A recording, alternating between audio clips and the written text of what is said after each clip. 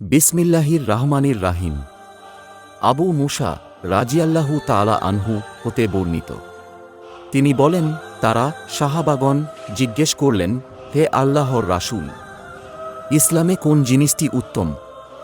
তিনি বললেন, যার জিহবা ও হাত হতে মুসলিমগণ নিরাপদ থাকে। সহিহ বুখারী হাদিস নম্বর 11। বিসমিল্লাহির রাহমানির রাহিম।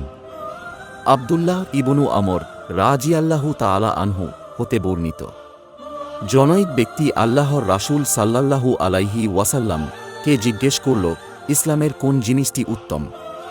তিনি বললেন, তুমি খাদ্য খাওয়াবে ও চেনা অচেনা সকলকে সালাম দিবে। সহিহ বুখারী হাদিস নম্বর 12। বিসমিল্লাহির রাহমানির রাহিম। আনাস রাজিয়াল্লাহু তাআলা আনহু হতে বর্ণিত, নবী সাল্লাল্লাহু আলাইহি ওয়াসাল্লাম বলেন, তোমাদের কেউ প্রকৃত মুমিন হতে পারবে না যতক্ষণ না সে তার ভাইয়ের জন্য সেটাই পছন্দ করবে যা তার নিজের জন্য পছন্দ করে। সহিহ বুখারী হাদিস নম্বর 13। বিসমিল্লাহির রাহমানির রাহিম। আবু হুরায়রাহ রাজিয়াল্লাহু তাআলা আনহু হতে বর্ণিত, আল্লাহর রাসূল সাল্লাল্লাহু আলাইহি ওয়াসাল্লাম বলেন, সেই আল্লাহর শপথ যার হাতে আমার প্রাণ, তোমাদের কেউ প্রকৃত মুমিন হতে পারবে না যতক্ষণ না আমি তার নিকট তার পিতা ও সন্তানাদির চেয়ে অধিক ভালোবাসার পাত্র হই। সহিহ বুখারী হাদিস নম্বর 14।